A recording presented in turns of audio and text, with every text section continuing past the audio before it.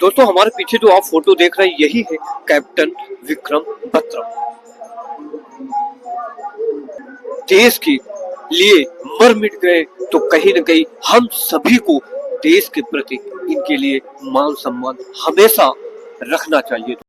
मेरे प्यारे साथियों, शहीद हुए विक्रम बत्रा के फादर से आपकी मुलाकात आज कराता हूँ, तो आइए मेरे साथ, क्योंकि कहीं न कहीं उनके बचपन की थोड़ी सी स्टोरी शायद उनसे हम जानेंगे उनके फादर से। तो आइए दोस्तों, आज 26 जनवरी 2025 आज हम देश के उस हीरो की बात करेंगे जो कारगिल युद्ध के हीरो रहे, शहीद कैप्टन विक्रम बत्रा।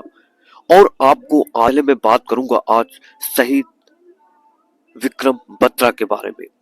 दोस्तों मैं आपको बताना चाहूंगा कि उस समय उनकी उम्र मात्र 24 साल की थी जब वो शहीद हुए।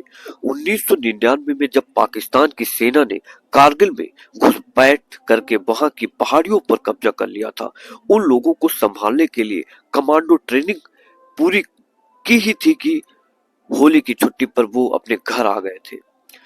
युद्ध की सूचना मिलते ही कैप्टन विक्रम बत्रा ने, उनके मित्र ने कहा था उनको कि उन्हें भी वापस जाना होगा ये छुट्टियां छोड़कर। कारगिल की चोटियों पर बैठी पाकिस्तानी सेना से लड़ाई आसान नहीं थी, पर लेकिन कैप्टन विक्रम बत्रा और उनकी पूरी टीम ने पॉइंट 5140 की लड़ाई जीत ही ली आखिरकार, और वहां पर तिरंगा फहरा दिया। इस चोटी की बात करें तो इसका नाम दिया गया तिरंगा पॉइंट। अब सवाल ये है कि आज हम ऐसे नागरिक बन पाए जिनके लिए ऐसे वीर सैनिक हंसते हंसते अपनी जान गंवा दी। दोस्तों ये है नया भारत जो अपने सैनिकों का सम्मान करना जानता है। दोस्तों जीवन और मृत्यु हमारे हाथ में नहीं है, पर जब हम देश के लिए मिट जाते हैं, देश के लिए कुछ हम अच्छा करना चाहते हैं, अपने प्राणों को त्याग कर देते हैं, तो मृत्यु भी हमें और हमारा कुछ नहीं बिगाड़ सकती, क्योंकि हम हमेशा जीवित रहते हैं।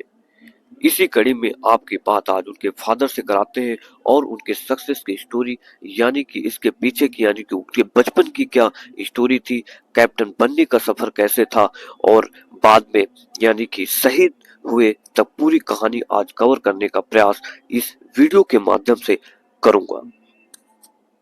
और यही है फादर विक्रम बत्रा के। तो हम थोड़ा सा अगर आप थोड़ा सा बारे में और भी अपने बेटे के बारे में एक्सप्लेन करना चाहें, कोई पर्टिकुलर आप पूछिए तो मैं बताऊं।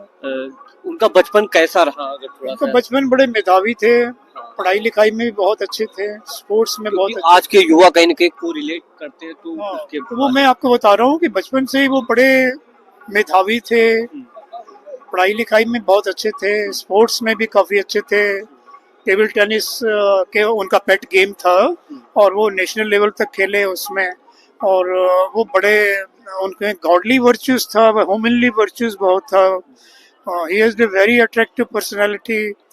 He used to respect to his elders. He loved to his youngers. So ऐसे बहुत qualities था उनमें. And he was a very determined man.